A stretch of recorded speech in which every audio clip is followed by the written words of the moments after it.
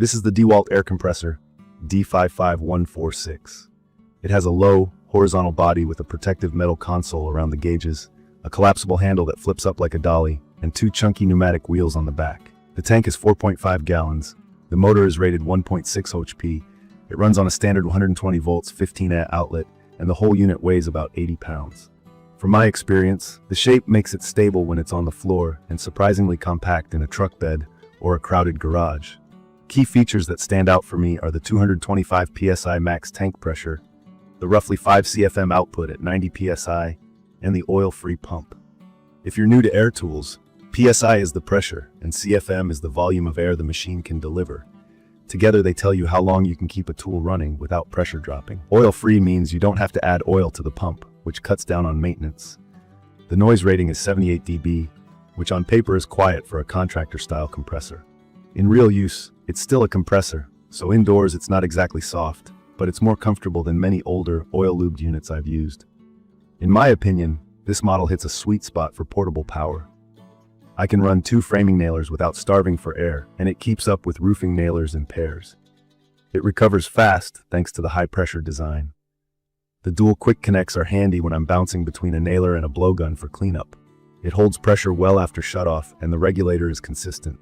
The regulated outlet tops out near 200 psi, with the tank itself going to 225 psi, which is plenty of headroom for most job site tasks. From my experience, the portability is both the hero and the headache of this machine. I like that I can tilt it back and roll it like luggage. The balance is good, and the frame protects the sensitive parts. It fits upright in a corner, and it can lie flat without feeling tippy. But the pneumatic tires are a mixed bag. They roll smoothly over gravel and cords, yet they can slowly lose air.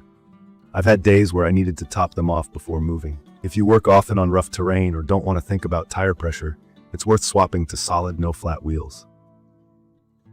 The collapsible handle is useful in tight spaces, though I wish the lock felt more positive.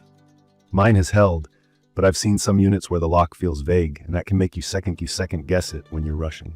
Power and draw matter if you're on long extension cords. The D55146 has a consistent amp draw that behaves well on a 12-gauge 50-foot cord in my setup. I try to avoid longer or thinner cords because voltage drop makes any compressor struggle and run hot. If you're new to this, thicker cords with lower gauge numbers are better for high draw tools.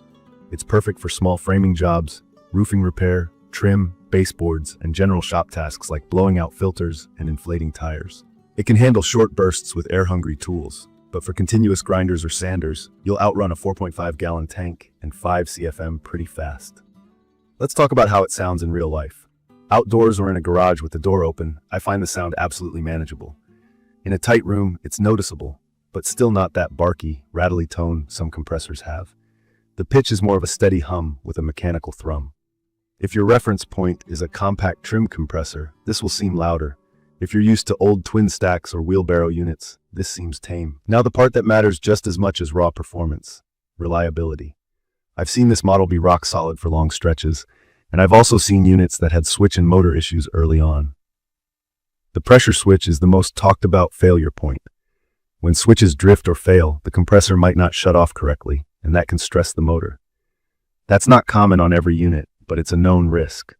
I keep an eye on the shutoff behavior. The machine should stop predictably at its cutoff pressure. If it hunts or runs past normal, I shut it down, bleed pressure, and check the switch. Another thing I watch is moisture. Any compressor condenses water in the tank. I crack the drain valve at the bottom after each day. Skipping that will rust the tank from the inside and can foul gauges over time. I also keep a simple inline filter on when I'm doing finish work to keep moisture out of nailers. These small habits add up and, in my experience, make ownership simpler with any compressor. Usability details are a mixed story. The metal console that guards the gauges is great.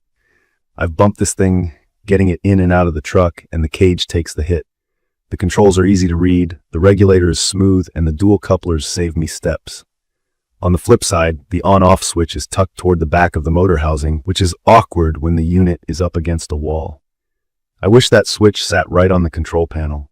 It's not a deal breaker, just one of those quirks that you feel a dozen times a day. It's perfect for someone who needs real capacity without stepping up to a huge, hard-to-move rig. Trim carpenters, remodelers, and DIYers with bigger projects will appreciate the air volume and the compact footprint. I've run 2 nailers with no drama and used it for small spray tasks in short bursts. If you're a mechanic running impact wrenches all day or a cabinet shop spraying non-stop, you'll want a bigger tank and higher CFM. For mixed-use projects, this walks the line well. From my experience, the wheels and handle are the difference between using it all the time and leaving it in the corner. When the tires are full, it's effortless to roll. When they're soft, it's a slog. That's what pushed me to consider solid wheels. With that tweak, the portability feels as tough as the rest of the design. The weight is real at 80 pounds, but you're not usually carrying it, you're tilting and rolling. On stairs, it's a 2-person lift if you value your back. I'd recommend this for anyone who needs to run multiple nailers, wants a smaller footprint than a big twin-tank cart, and values low maintenance. The oil-free pump and the 120 volts 15-amp draw are convenient. Just be honest about your tolerance for potential quirks. If the idea of a pressure switch failure makes you anxious because you're on tight schedules every day, you might look at a belt drive unit or a bigger stationary setup for primary use, and keep something like this for mobile tasks. In my opinion, DEWALT got a lot right here. The power-to-size ratio, the protective console, the dual outlets, and the high-pressure design that shortens recovery. The parts that make me pause are the long-term reliability of some components and the tire and handle dance that not everyone will love. A few practical tips that have helped me. Drain the tank daily. Use a short 12-gauge cord if you must use one. Keep the intake area clean so the motor can breathe. And consider solid wheels if you move it often. Those simple steps have kept mine performing well. In conclusion, the DEWALT D55146 is a strong portable compressor with real job site muscle and a few quirks you should know going in. It's efficient, compact, and easy to live with when you set it up right. It's perfect for framing, roofing repairs, and trim work where 2 tools need to run and you don't want a giant cart. It's not the quietest machine I own, but for its class, it's civilized.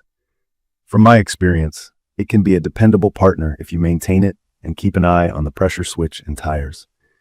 I'd recommend this for mobile carpenters, serious DIYers, and anyone who needs reliable air on 120 volts without dedicating floor space to a big stationary unit. If you want me to test it with a specific tool or show pressure drop and recovery times on camera, tell me what you want to see next. If you found this video useful, please subscribe and leave a comment with your questions or your own experience with the D55146. Thank you for watching.